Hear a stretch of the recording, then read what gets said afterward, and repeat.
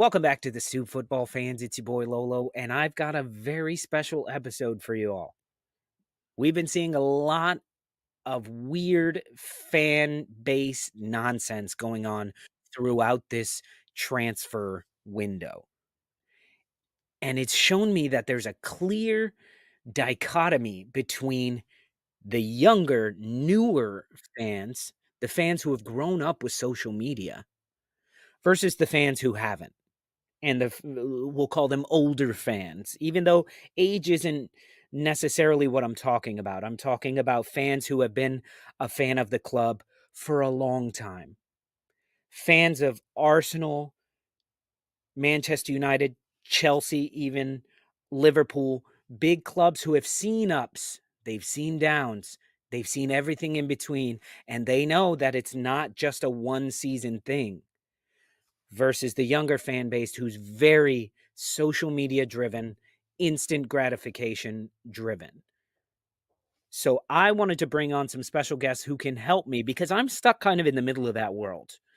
I'm an American. We didn't have Premier League football. We didn't have English football even before the Premier League.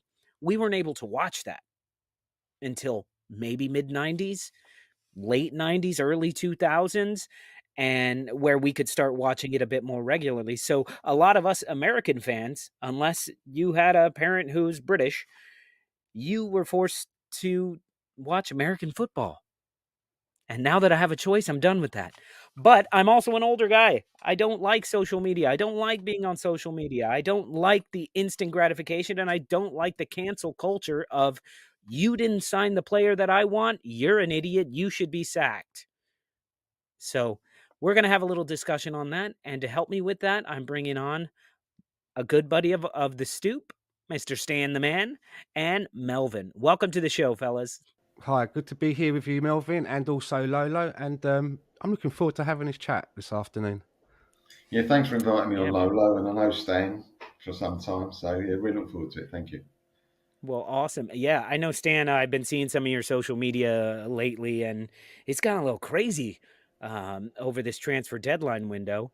But I just want to first off start with you, Stan, and ask you, so what are your thoughts on the difference between the modern, newer fan versus the older fan base, the guys who've been watching you, essentially?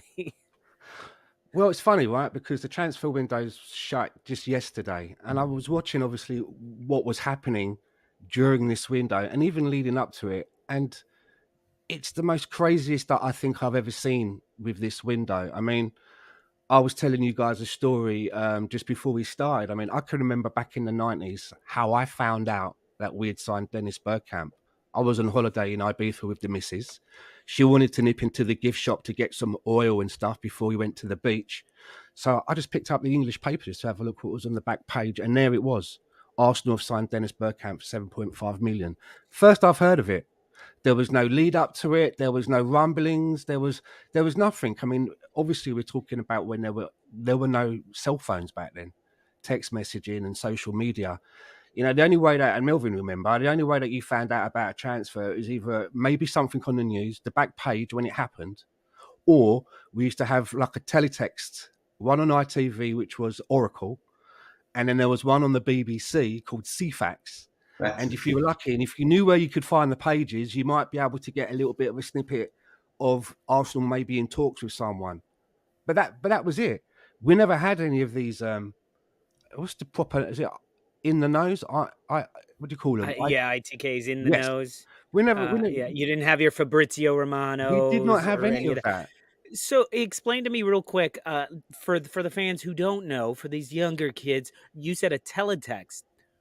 Explain what exactly that is. So, Because I mean, us in the UK back then, we only had 3 TV channels. You know, we wasn't blessed with millions of them like you guys in the States have. But blessed or cursed?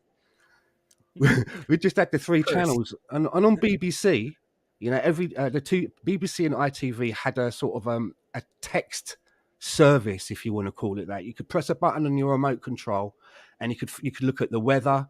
You could look at the traffic in your area. You could maybe look at holidays which were being sold by Thomas Cook, and there were sports pages, and there were no pictures. It was just text in various colors to highlight various paragraphs. It was very basic, you know. And sometimes you'd find yourself, you know, coming from a club or whatever, and at 2 o'clock in the morning, there's nothing to do. So you're eating a kebab on the sofa, reading the teletext. Yeah, that's all we had back then. Yesterday, I mean, you know, a lot was going on for Arsenal in the transfer market. You know, we've been in the spotlight twice now for, you know, splurging very, very big money for Arsenal. And, you know, after what happened, we've not been able to get Casado and signing Jorginho. Obviously, you go and look on Twitter, and I noticed that there were some people that were really happy with the signing. But I did notice that there were a lot of other supporters that had concerns, should I say. They were concerned about it. And what I noticed the most was that those people that were showing any sort of concern were just being rounded on. They were being rounded on. They were being labelled as toxic. They were told to get out of the club, that whoever puts the shirt on, you should support them regardless. But I mean, by the very nature of Twitter, it's a platform for engaging with people. It's a place to come together and have debate. So at this point, I hadn't even made my initial opinions or feelings known on the transfer window. But I did put a tweet out, which I'll read, and I just said something like, it's gone now. I can't find it. Apparently, you know, we're not allowed to show any disdain or have any concerns about anything that the club is doing. Otherwise, you're just being labelled, you know, as being not a supporter of the club. Words to that effect. And the amount of shit I got for that, you know, it was immediately construed by people that I was having a problem with the Juninho signing. That's what they read from that I had a problem with it, that I was negative. Do you know what I mean? That I was, someone called me a strap-on. I thought that was quite amusing. It was quite a lot, you know, it was quite a lot of grief. And, you know, I tried to explain myself to a few people, but I thought to myself, I could be here all day long, you know? And, you know, the main point that I tried to make to people was, because I hadn't even voiced my opinion yet. I hadn't even said whether I was happy, sad, you know, in the middle. And I just said to people, look, when I found out that Arsenal was signing Danny Welbeck for Man United, I was well vexed. And that was funny because somebody in the comment underneath said Danny Welbeck, which was brilliant, a brilliant pun. Brilliant. Said, yeah, when we signed Danny Welbeck, I was well vexed. But very soon he won me over because of his, you know, his personality and his application.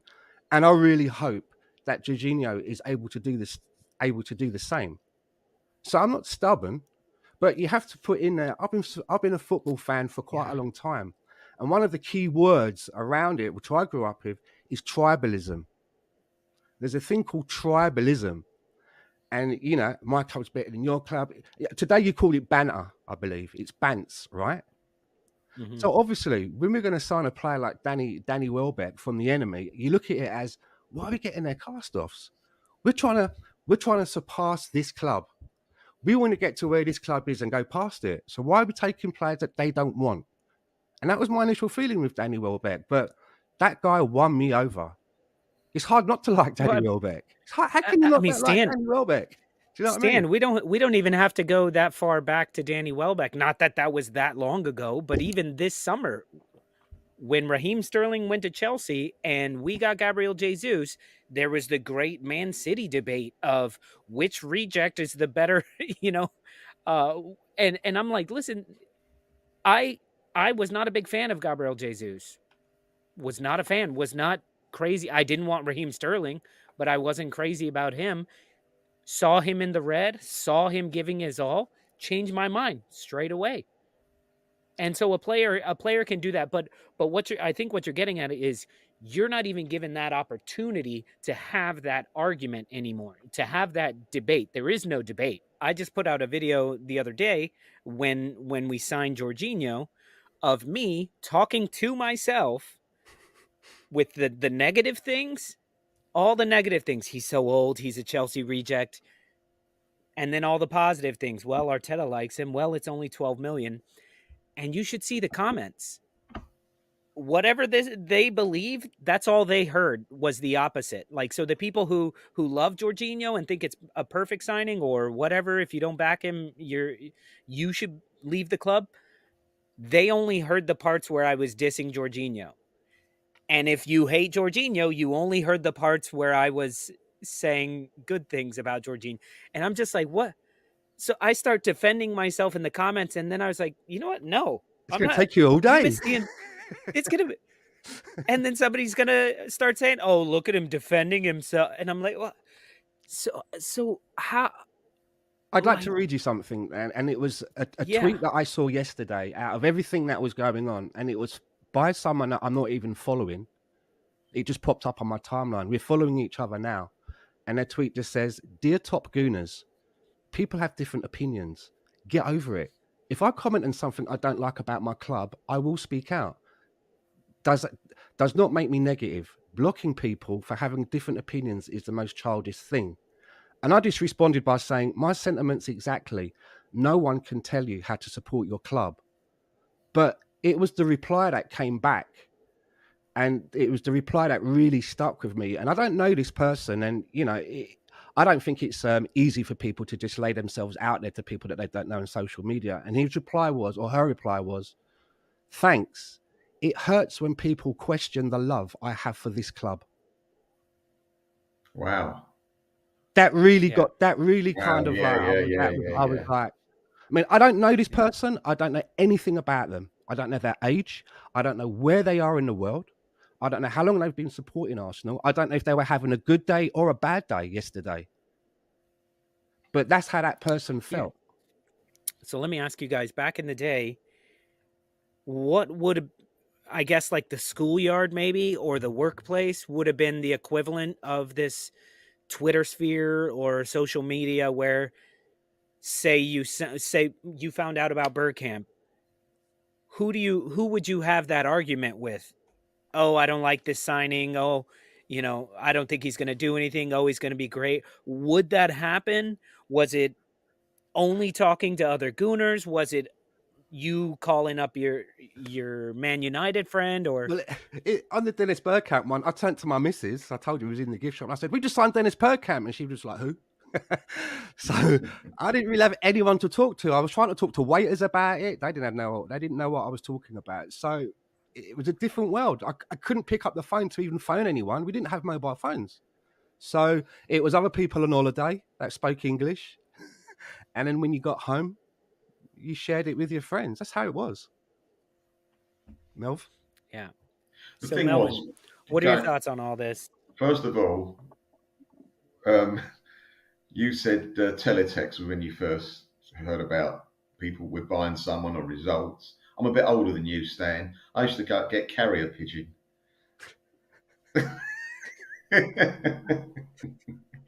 Come through the window, take a little bit of paper off its leg, have a read, and send it back to where it's come from. No, I mean, And then you write very That's like tiny, Game of Thrones. thank you very sack much. him. Received. That's what you've got to do. Give it a little kiss on Received. its head and tell him where to go.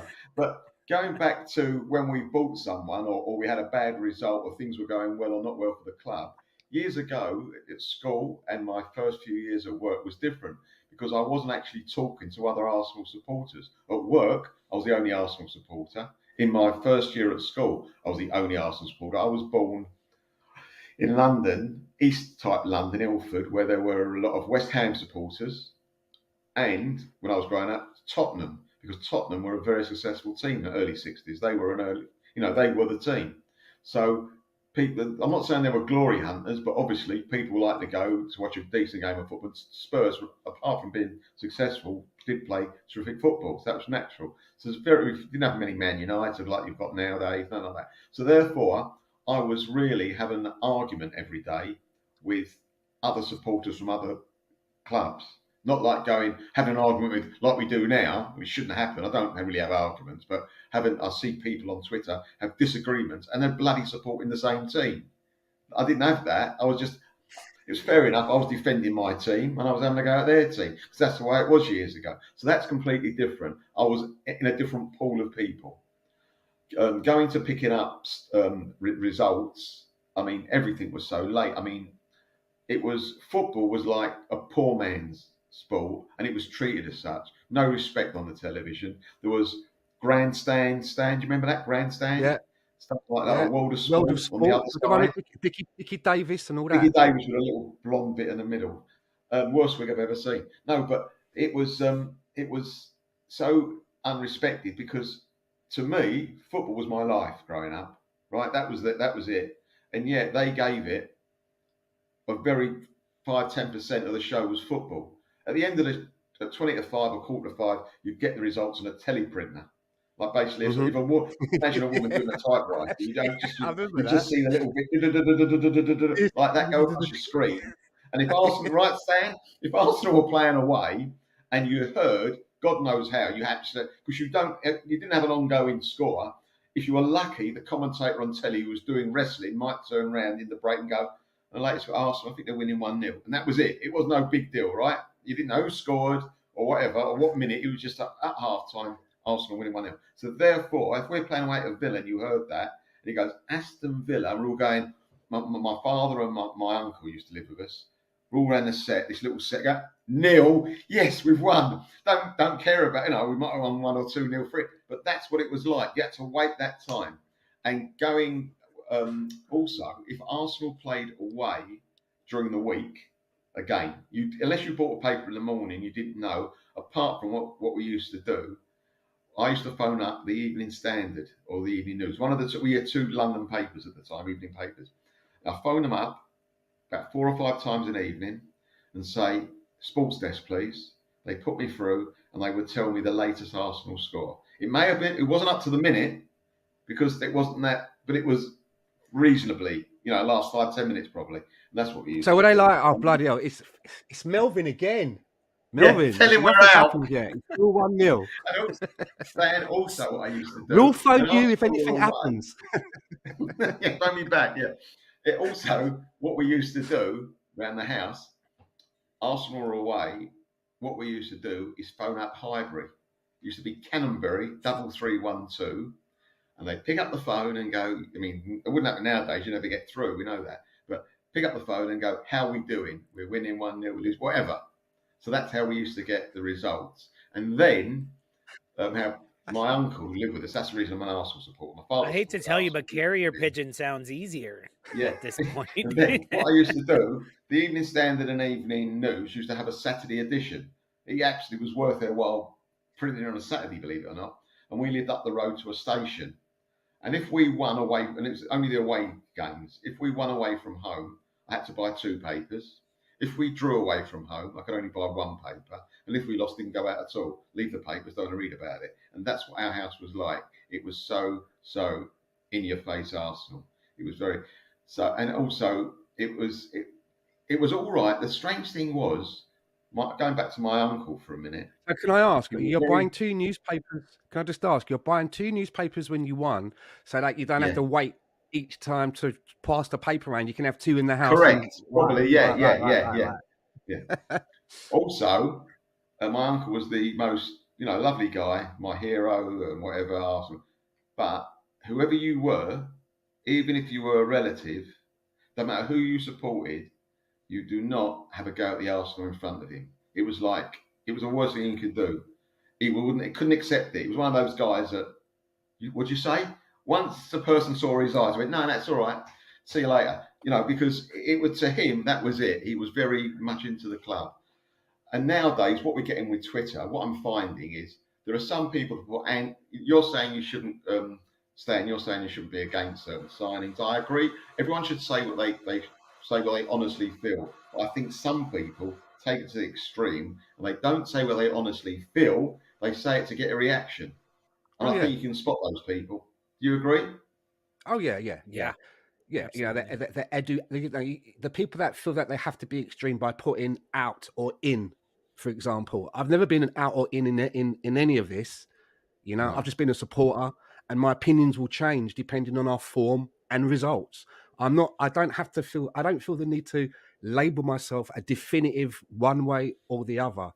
But even so, if I'm on Twitter and I see those people, I've got the power to just continue going by. I have that Exactly. power, Yeah. or I also have the power that I can mute that person, or in the biggest extreme, I can block them. I don't have to engage with them. Do you know what I mean? So, Yeah. for example, I was listening to a podcast, and the person that was doing the podcast was saying like that they'd seen a lot of people on Twitter putting out "edu out." Those people can get in the bin. Now, to me, I'm like, well, maybe that is their opinion. Maybe that's how they generally feel in the heat of the moment. Yeah, And they've got Yeah. the power. They've got the power to pick up their phone very quickly and go, "Edu out. What is this guy doing?" Now, You know? that's where to me that's what's crazy about people these days with that's why I keep calling it cancel culture, because they're so quick to cancel Arteta, to cancel Edu, to fire them from their jobs.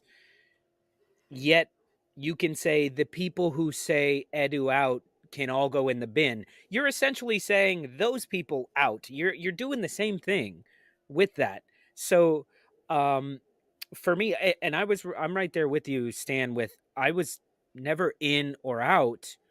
I go off of, okay, people who know a lot more than me about football and are in the day-to-day things, are making these decisions. Maybe they know something that I don't know. I'm going to make my opinion based on, as you said, performance, form, and a general feeling of, am I seeing my team progress? Am I seeing my team get better?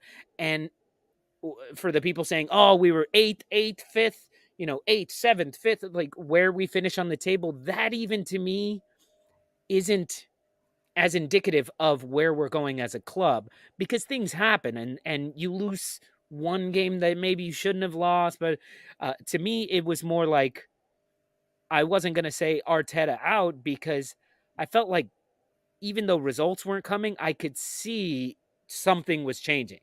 Something is moving, and something is going along that way. Now, that doesn't make me 100% Arteta in.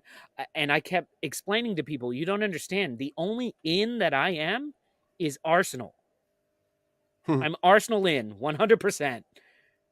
What people don't realise, I mean, I was very critical. I've got it wrong so many times, and I get it wrong a lot more as well. I was very critical of Arteta. Right? I thought some of the decisions he's made was poor. I couldn't understand it. And even when I saw the team and I saw what he was doing and not bringing on this one, I was critical. And sometimes what I thought happened, and I was upset that I was correct and I was critical. But I've had to change my tune, because I change with a win. If for example, at the moment it's fantastic, I wouldn't change him for the world. This is the point I'm trying to make is, though, I wasn't wrong then. I might have been wrong long term, but at the time I made that I wasn't happy with what he was doing, I still believe I was right in being critical. Overall, Exactly. I'm so pleased he's turned it round, because I didn't think he would. Excuse me. Didn't think he would. And he's done it to an extreme. I just can't believe he's basically gone into a room, a dark room, and he's had 40 switches in the dark he's got to find to turn on all at once, and he's managed to do it. We were so wrong on everything. The players we had playing for us, the recruitment, the way we brought youngsters in or didn't, the way the fans were being treated as far as round the ground, the atmosphere around the ground, and a disconnect with the fans, everything just like boom, boom. And all of a sudden, we've actually found a song, we found an atmosphere. I know atmospheres help when you're winning, but even before we were winning, I go to the Emirates. I found there was a small change in the atmosphere, because it was toxic. Believe me, for a long time, it was toxic there. I didn't want to go. I only went because I had a season ticket and I couldn't give it away, basically. So, right, I'm going to go with my son. So basically, I got to do it. I had to go. I didn't want some games. I didn't want to go. I'll be honest with you, but I'll go. It's a ritual. It wasn't something I wanted to do, but he's turned it all around. And now it's an experience to go to Arsenal. It may be, I'm thinking that, because we're successful at the moment, we're doing well and playing brilliant football, but also with COVID, when you couldn't go to the ground for a period of time, I really missed it, right? Even though we weren't playing particularly well before. And I said to myself, you know what? when we go back, I'm not going to get there half hour before kick-off. I'm not going to leave before the final whistle. As the ref blows, I'm going to get out. I'm going to enjoy it all. When I get there I get there well before the game. I meet up with a couple of guys sometimes. After the game, I wait until the teams are off the field, which I never used to do in my whole time watching the Arsenal. Then I go down the stairs, and there's a group that, having a sing-song around a Tony Adams statue. Or sometimes, if I've got nothing to do afterwards, if I'm not meeting my wife after or whatever, I might be there for 10 minutes, soak up the atmosphere, which is fantastic. It really is. And then make my way home. It's so different. So I was wrong about, had you put a gun to my head and said, should Arsenal sack him? I've never said that. But had you asked me that a year or two ago, and I've got to give you an answer, my answer would have been yes. And I would have been wrong. Even to this day, I would have been wrong. But on an individual game basis, I was critical, but sometimes I gave him, I always give, there's certain players as well that you can speak to. I've seen certain players think, I don't want to watch him anymore. I've had enough of him. And now some of them have come through. I'm thinking, what's happened? What has actually happened? Is it my brain's changed? The eyes are, no, things have actually got better. And it's such a good feeling when it goes that way round. It's fantastic. Yeah. So, that brings me to another point, but quickly back on that note, I have to say there was one comment on Twitter that made me say, all right, no, this guy can go. Even though I'm saying like you shouldn't say out anybody, but there was one comment that said, okay, Arteta, no, okay, Arsenal, you have 19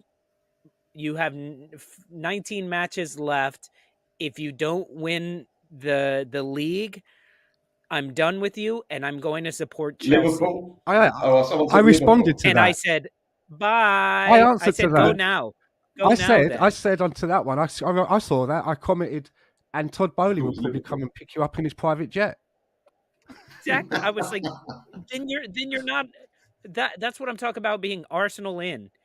When I have fans on the show that watch the show with me who are Leeds United fans, and they were down 17 years, and they from the heights of competing in Europe. It wasn't just being down though. It was they were bankrupt.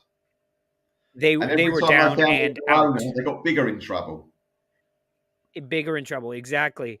And so they would ask me, they're like, so if Arsenal were to happen to get relegated, would you come over and start being a Leeds fan, or would you? And I'm like, just because I have this accent doesn't mean I'm not Arsenal through and through. Like once my club was chosen for me by a family, it was done. Like with the good and the bad. So this, I want to go back just a little bit concerning the newer fans versus what it was like back in the day. So was there ever any trust the process, or you just had to trust the process because you didn't have a choice? You didn't have enough information. Nowadays we all have so much information. They weren't telling us. We didn't know what it was. We just had to watch it on TV and guess. Or can you imagine somebody? There was a process. You pay your money, you go through the turnstiles. That was the process. That's all it was. You buy a jersey, there you go. You support. No, years ago there wasn't a lot of that going on either. There was no merchandise years ago. So, just talking about some of what you're calling the modern fans, and I do have a theory, and I've had this theory for quite some time, that if you started supporting Arsenal, say under the Wenger era, that was when you were maybe you're 10 years old in the Wenger era, right? So you're probably in your late mid-20s now.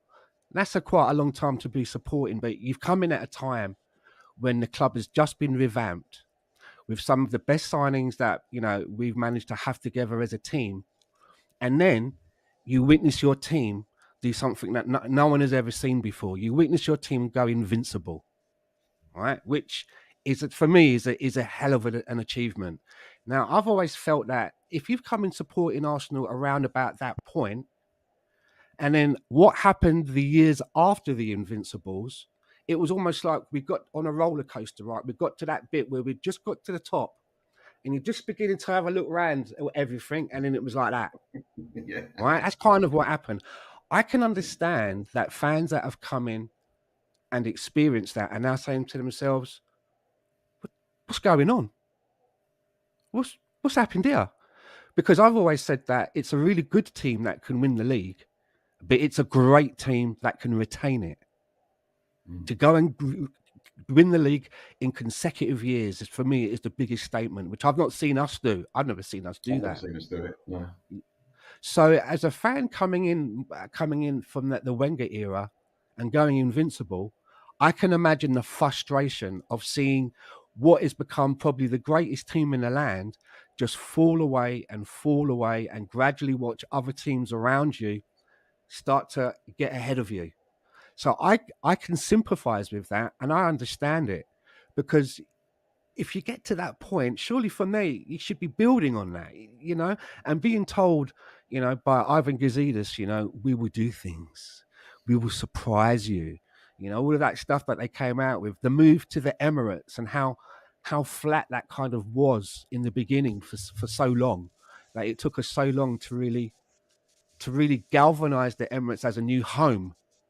I can understand fans that have coming through that period, their anger and their frustration. I can get that, and I don't have an argument with it, because I think that maybe if I'd come in at that same time, I may feel the same. But don't you think, Stan, with the Emirates, when we moved to the Emirates, that we never read the small print? They never said to us, we're going to get this stadium, everything's going to be scaled up, transfers, we can compete with the best. First of all, we weren't told that we'd do that, but we're going to have 5 barren years where we can't buy anybody, or anyone that's decent we have to sell. Had that been in the small print that we would have read, we might have gone, well, hold on a minute. Do we want to do that? Do we really want to do that? Also, we didn't know, and the club didn't know, that Abramovich would turn up on the doorstep. He changed everything. And from having a 60,000 stadium, bringing in 5 times the amount, that's what it did. I know it was only twice as big, but all the stuff that goes with it, it probably brought in 5 times the amount, though we were giving a lot of money away from paying for it. It wasn't as if we could buy £60,000 footballers, £60 million footballers, like Chelsea could do, snap their fingers and have anyone they want. There wasn't a ceiling. We still had to run it as a business, and that was the problem. And it's a shame, really. We were a bit caught out then, as we are now. But I think just going forward to modern day, we're not in the same league as Man City's and if you like, Chelsea's, but we ain't far behind.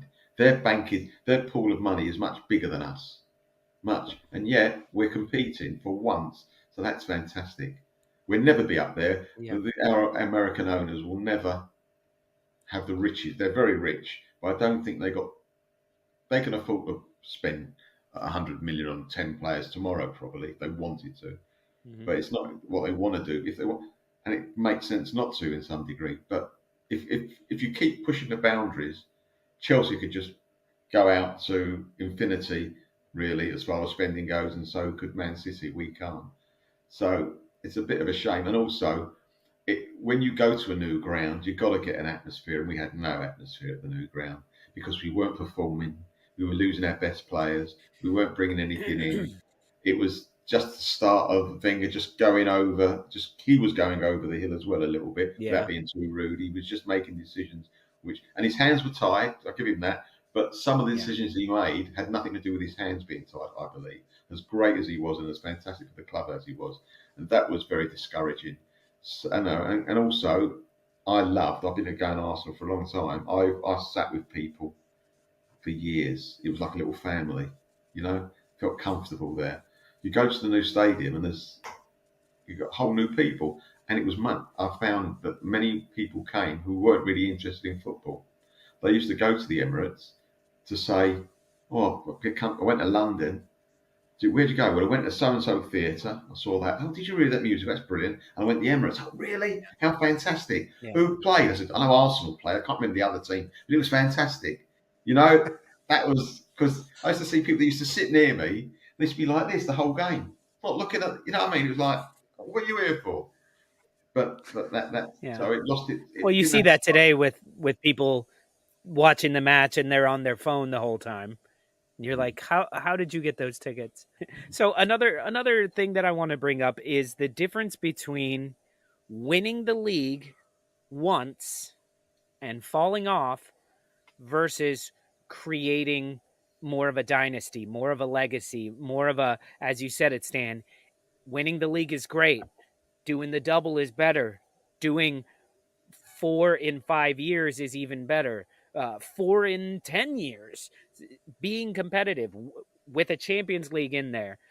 So for me, I know watching this, as much as I want Arsenal to win the league, in my mind, we've already won so much. We've won nothing, but I'm in this mindset of like, even if we don't win the league this year, I am so proud to be an Arsenal fan right now because I see it bigger. I see 10 years of good stuff happening. And that to me is more important than one league right now. The people saying, you have to win the league this year because look at what Chelsea's doing. Look at what Man United's doing. They're all going to be better next year. And I'm going, fuck them. I don't care. We're creating something. We actually, it seems like even with our transfers, the reason it let so many people down with this transfer window is because they're so thirsty right now for just give us the league. We just have to win the league. We just have to win it now. And I'm going like, yeah, but you don't want to fuck up what we're already doing.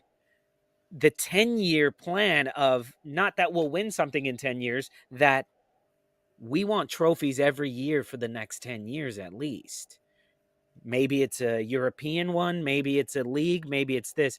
And that's what I'm seeing as a major difference in the fan base as well, of the instant gratification versus people going like, I don't think you realize what we've already accomplished this season. Does that make any sense to y'all? What are your thoughts on that? What is more important? Well, I think that if you compare us to, say, Leicester, let's say we win the league this season and you compare that to when Leicester won their league, the difference being is that when Leicester won the league, I think we all knew that it was never going to be the building blocks of something. It was more of a case of they win the league, other teams come swooping in and start picking off the players. You lose a Kante, you lose a Maguire, you lose a Morgan. You know, we went in after Vardy quite heavy. So it's a different mindset, right? Whereas with Arsenal, we go to win the league this season. Our next step is the Champions League, right? We're going to be building. We've got players that we're trying to tie down to longer contracts, right? We're not going to the far extreme and bringing in players and trying to sign them for 8.5 years, which is, for me, is pure madness, because you're locking yourself into something that you don't know anything about and there's no escape route. But you can see that when we win, should we win the league? I was going to say when we win the league. Should we win the league this season? You know, we're going to be we will be more in a position where we'll be able to attract better suitors because of who we are, because of our history and our we're back factor that we'll have by winning the league. So it'll be a much different ball game. I think you're right, Stan. One of the reasons that we will be able to attract better players if need be is because if we're league champions and we're in Europe. But also, I think where we got the advantage is I genuinely believe we play the best football. If someone is a Yep. decent footballer, I think that would attract them to Arsenal as well. Do you want to be in a position when you get the ball, Stan, when you've got three people to give it to, rather than you by yourself, no one wants it? We've seen those days, we've seen those teams, and we were once one of those teams not so long ago. So it's very important to A, be successful, B, be in a team that plays the type of football we play, which I sit there sometimes, I watch it on the box when we're away, I go, wow, I can't believe what I'm watching. It is so good. And that is a great feeling. I mean, it's right what you say, Lolo. You know, Absolutely. winning the league is not everything. Of course, I want to win the league. It puts down a marker. Yeah. It gives you the confidence and the stepping stones for the next year and the next 2 or 3 years. I agree. But some of the football is off this planet. It's like I'm expecting when I'm watching the football, the camera pan in and you'll see Henri there and Bergkamp, because that's how good the football is. You know, I have got bad eyesight, I know, but you know that is how good the football is. And I'm like, well, he just flicked it to him. That first half against Spurs, it was off the radar. I felt, and I shouldn't have done, but I've got a nice little heart here, believe it or not. I felt sorry for Spurs and their supporters. They were sitting there at home, and every year they do us at White Hart Lane, and they were sitting there going, "This didn't supposed to happen. What are they doing?" If we'd have got a lucky goal, if we'd have got a stupid penalty like they normally do against us, if the ref was bent, no refs are bent, we know that. No, but if the ref was bent in our favour, if something had happened that shouldn't have happened, they had no excuses. We played them off the park. And it's an old saying, Stan, if that would have been a boxing match, the ref would have stopped the fight, wouldn't he? In that first half. Yep. It was like my friend, I was at a do watching it, funnily enough, around someone's house. Bad timing, I know. But my best friend's a West Ham supporter. And he said to me, he looked over me, Melvin, he goes, "Men against boys." That's what he said to me. And he had no axe to grind. Men against boys. And to see that is absolutely fantastic. I think we played Bournemouth away again. It was like we brought on that 15-year-old. I honestly thought that was a Mickey take. I know what people say, but I still think it was not quite he wasn't going to do anything with a minute on the pitch. He didn't even have to clean his boots, did he, when he got off the pitch? You know what I mean? So I think that was a bit of a we're 3-0 up. We brought a 15-year-old, all right, mate? No. I think that was poor judgment, because he's had other games where he could have brought him on, given him 10 minutes, and he hasn't. So I think that was just to make a statement, and I don't think, well, who am I to complain? We were that much ahead of Bournemouth anyway. He could have brought me on, but it was as I say, some of the football, and I think that we attract people, and it is, let's face it, we are biased about the Arsenal. It doesn't mean we're all necessarily wrong. You can be biased and wrong at the same time. And I really do believe that we are a special club. I really do. Look at our history. We've got a fantastic history. And our history isn't always defined in what we win. It's to what we've done and how we go about things. You know? I mean, just very quickly, something about the FA Cup. We're the only team that I know that we beat a team in the FA Cup and said, no, we had a replay, we scored a dodgy goal against Sheffield. Remember that stand against Sheffield United? Oh, yeah. Was that this season that we played them twice? Steve Bruce, he was the manager then, Sheffield United. You know, when someone gets hurt and you kick out the ball for a throw, we should have thrown it back to them, and we basically threw it, and Kanu got the ball, dribbled, put it to Overmars, and he scored. Yeah. And the ref blew the final whistle 10 minutes later, end of the game. We were through to the next round of the cup, and David Dean went straight into the Sheffield, went to the directors, had a chat with Arsene Wenger, went straight into the Sheffield United directors box, and go, right, we're replaying that. And go, if we get okay for the FA, we're replaying. I know exactly. Yeah. I mean, that's class. He mate. Does that. He does that. And we are called the Arsenal, aren't we? We're not called Arsenal. We're called the Arsenal. The for Arsenal. a reason. Yeah. That is why we attract players. Yes, we're in London. That helps. Yes, we pay a lot of money. Not as much as probably some other teams, but we do pay more than decent money, right? But it also is the Arsenal, the shirt, now the style of which we play, that will attract. And also, I think we're getting our youngsters right, aren't we? Bringing through some good ones. There's some ones to come through. I think give it 4 or 5 years, that will build up, put pressure on the first team. I mean, Saka, ML Smith Rowe, Nketiah didn't start with us, but yeah, he was a Hale M boy as well. So, and so how do you feel, Melvin? Yeah, Patino. Yeah. How do you feel about, so talking about all that, how do you feel about the transfer policy of what I like to refer to as we don't negotiate with terrorists, of we don't get into bidding wars. We don't want to get into bidding wars. This whole letting Modric go, not going overboard with Caicedo. I think you've got to know. Is that something to be proud of as well? No, it's realistic. It's being realistic. If we're in a bidding war with Chelsea, there's only one winner. I mean, if you're playing your mate who's a millionaire at poker, and you got a fair hand, and he suddenly puts £1 million in, you're going, yours. You can't do it. We're not in their league. When as he's far as all money in, goes. every hand he's all in. You're like, And you, then this and isn't you gamble. can't, This isn't poker anymore. you know, to look at our owners, you can't have a go at them for missing out. Because I know we missed out on the Brighton midfielder, but Sado. we were, you know, it's not as if we bid £50 million for him and he's worth 70. We bid 70 million for him and he's probably worth 50. So you can't really blame our owners for that. They didn't say to us, give us 90 and he's yours. It was like, we ain't selling. I'll give you another 5 million. No, we ain't selling. No. So at some stage, you've got to go, enough's enough. That is our level. That's what we feel comfortable with. We will overpay for 10 million if need be, get it over the line.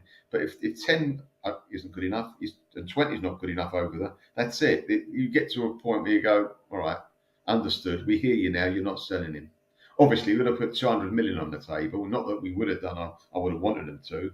That's a different story. But I think that you can't have a go. We've spent a lot of money now, our owners, and all those people again going back to you, Stan, saying out. Where are they now? They haven't let us down, the owners. I don't think so. No, not at all. And talking about some of these big deals, when all the Mudrick news was happening at that time, you know, on Arsenal Fan Circle, on our podcast, I had concerns from the very beginning. I had concerns. I didn't think that Arsenal were in a place that we could handle to absorb a failure like a Anthony or a Sancho. That we're not quite in a place where we can spend that kind of money, and if it doesn't work out, somehow absorb it. Because I mean, we're still suffering with the Nicola Pepe debacle. He's still in our books. He's out on loan, and if we do ever manage to sell him, it will be for crumbs. So I was concerned. We'll be lucky to get 20 million. So, you know, having a concern like that, you know, and if you, you know, you talk about it on Twitter, and then you get the reaction of, well, if Mikel wants him, I want him. And sometimes I think to myself, well, I as long as I've been supporting this club, and like the tweet that I read out earlier, it also hurts me when people think I don't love this club. I don't follow things blindly. It's just not in my personality. I ask questions. You know, I'm an inquisitive kind of person. That's just my nature. You know, I can't just whatever they want, then I'm going to just back it. Because I'll tell you one thing, if they turned around tomorrow and said they were bringing back Mustafi, I wouldn't back that. They said they wanted to bring back Socrates tomorrow, I would not back that. I'd be asking questions. But with the, you know, with this Mudrick thing, I honestly believe that Mikel Arteta, along his Arsenal tenure, if there are such a thing as footballing gods, they've been guiding him from above, like pieces on a chessboard. Because I think that he's had a series of happy accidents happen to him. One in particular, I think that at the beginning of this season, had Tomiyasu been fit and ready to go from the off, I think that our backline would have been Tomiyasu as right back, and White would have played in the centre. And Saliba would have been coming off the bench, and that may not have unlocked what we saw. He was able to come in quick, and he hit the ground running. He cemented his place. That was a happy accident. The other one, the other one was when we brought in Gabriel Megalegs. If you remember, he wasn't supposed to play in the first game that he played in, but there was an injury to, I think, David Luiz or somebody, and we had to field him. He scored on his debut, and he's never looked back. So I also think the footballing. Well, I mean, I feel like with all the kids, there was a point last season where we just had so many injuries and COVID and whatnot that Martinelli had to play, Saka had to play, Emil Smith-Rowe had to play, and Nketiah even had to play. And it was like, oh, these guys have a little connection to get. Oh, okay. The kids are all right. And everybody's like, look, Arteta's a genius. And we're like, you're right, because didn't have a choice.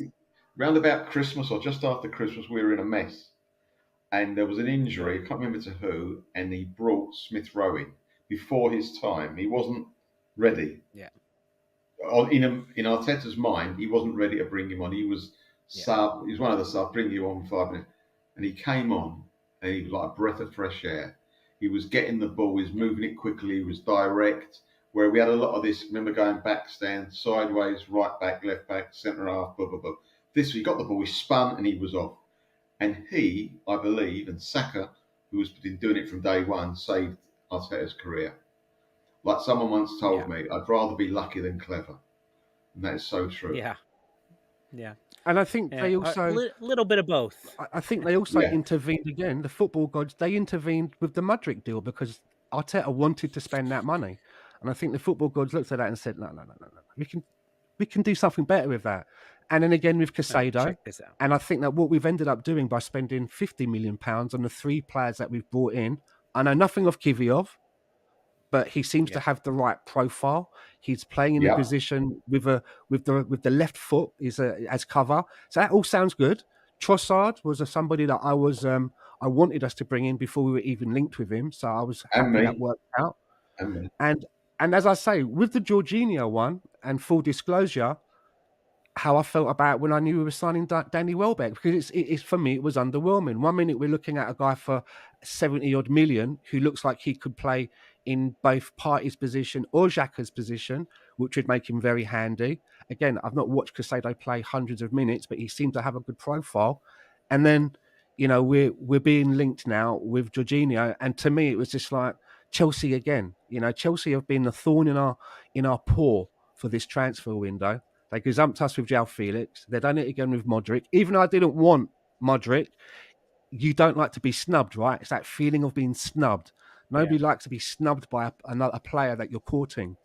So with the Jorginho thing, now that the dust has settled, I get what he can bring to this team. We do need experience. He does come with a good CV, but I've still not seen him play for Arsenal. And all of the things that I've heard people talking about what he can bring to Arsenal, it sounds exactly like the same words I heard when people were telling me what Willian would bring. It sounds exactly the same, almost word for word of what I'm hearing. And it didn't really work out for Willian. I hope it works out for Jorginho. And I saw people saying, I'm going to be booing Jorginho from the first match. And I thought, why? Why would you do that? Obviously I'm underwhelmed with him. And I think to myself, was there no one else we could have got from a different place? It's more about, again, the tribalism and having to put money into Chelsea's pocket, which they don't need any more money. But if the guy puts on a shirt for Arsenal and he helps us get over the line, he'll have my thanks. He'll have my thanks. So I understand the signing.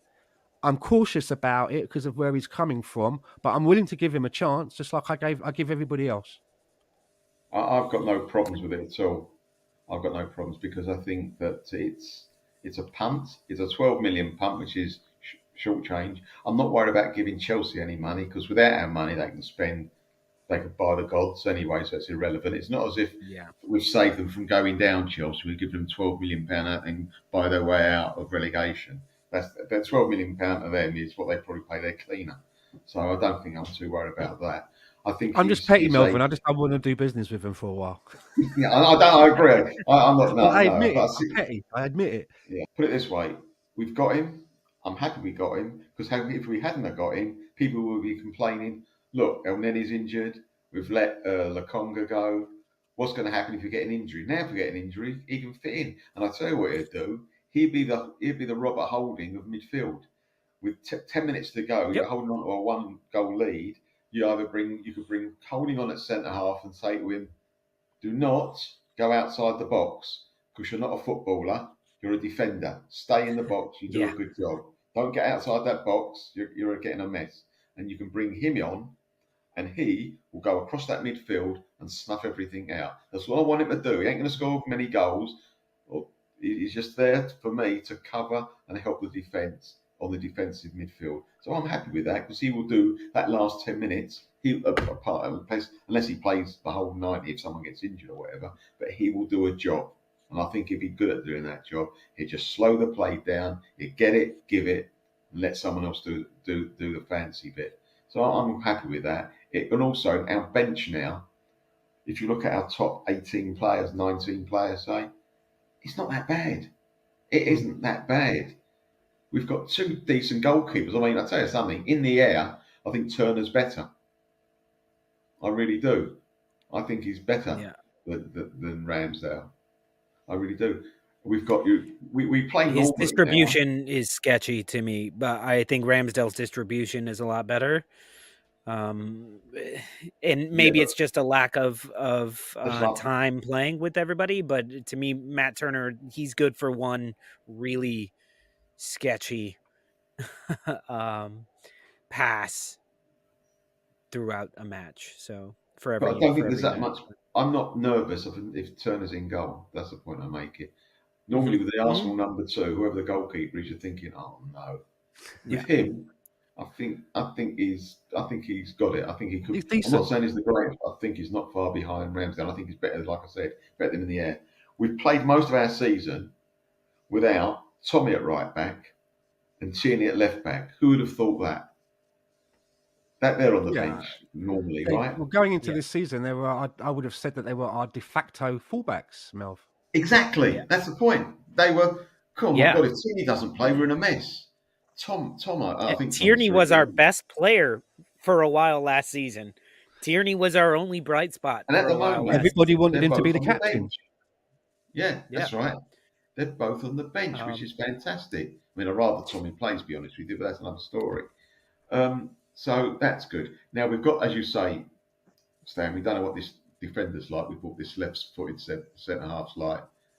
If he's decent, well, that's great. Good news for our centre-halves. He might even play left back. They reckon he can play midfield as well, cover there as well. That's good. We've just got Jorginho, not a bad geezer to have on the bench. That's another decent player. Also on the bench, hasn't proved himself. I like his touch. He's a bit lightweight. He's not ready at the moment, Vieira. But he's definitely the something there, in my opinion. Yeah, great. On the bench as well, when they're all fit, you've got Eddie. All right, he's not as good as Jesus. I know that people have given him, he's brilliant. He's not brilliant. He's doing a job. He's doing a very good job, but he's not. He's in a brilliant system, and he's doing his job. He's doing his job. That's my thing. Is Eddie is 100% doing his job. But Lolo, in a full strength, if we ever get a full strength, if we ever get a full strength squad, he's on the subs bench as well. That's good. Yeah. So, and Smith Rowe, for him, when he gets fit, it's another one. You could. The subs bench is looking. Reece Nelson. Yeah, Reece Nelson. Yeah, he was shame. He got injured just at the wrong time. No, I know it's not the right time to get injured. But... Oh yeah, Trossard. I rate him actually. I do rate him. I like to see a lot of him. That's not a bad bench. I've wanted Trossard for a while. I just never thought Brighton would get rid of him. No. So I was looking at other Brighton players going like, yeah, Trossard's the one I want, but they're never going to get rid of him. Again, another happy accident. I saw that little dust up. Another happy accident. Yes. And to me, I'm going like, you can blow over £100 million on this guy who might be great. He's got, 6 goals or like 6? Like, we've seen him twice in the Champions League. That's it. I did see him against Liverpool. He may be absolutely fantastic and he may light up, but right now in our rebuild, in what we're building, and the fact that we have such a young squad, and if you look at everybody's wages, you're like, oh wow, there's some of our really key players who are low on the wage scale here. You're going to bring in some guy who's going to be on the bench, who's going to be making way more money than all of them, and just something that could actually disrupt the mojo that we got working, and then do that with Caicedo from Brighton. Like, so to me, I was like, no. We don't know who these guys are anyway. We don't know, like Caicedo as well. He's played 28 top flight matches. But this is where you get the response. But this is where, by voicing those concerns, which I think are valid, this is where you get the response like, well, what, you think you know more than Mikel Arteta? Do you know what I mean? That means, and my answer to that is, well, does that mean that I can only comment on a footballer if I've got coaching badges now? I can only eat a Michelin-star restaurant if I'm a Michelin-star chef, so that I know what I'm eating. It doesn't work like that. You can, because I think, I look at comments like that and I think to myself, then why do we even have podcasts? Because all it is discussion. All this is 3 geezers who love Arsenal, who are happy to put themselves out there to discuss the football club. We don't get paid for this. You know, I've never earned a red cent doing any kind of podcasting. I do it because I enjoy conversing with you guys, and I also enjoy the community that come into the chat box that I talk to on Twitter. But I'm not a professional. I've not been trained to coach anybody in football. I couldn't even play at school. I missed an open goal once. That was it. No one picked me again. That was me done. Do you know what I mean? So it is what it is. Well, guys, this has been absolutely fantastic. Thank you guys so much for having this conversation. I would love to continue this conversation and talk more in the future about this, because it's very nice to actually be able to talk and voice opinions and have some time to discuss those opinions instead of just, you're the devil, go away. You hate Arsenal. You don't agree with everything I say, go away. But thank you guys very much, Stan, Melvin. I hope to see you all again. Can I just say thanks for having me on? And I actually found a conversation very cathartic and therapeutic after the episodes of the transfer window. So thank you. Well, and relax. And relax. And breathe. Thanks very much, Lolo. Stan, lovely to see you again. Hope to catch up soon.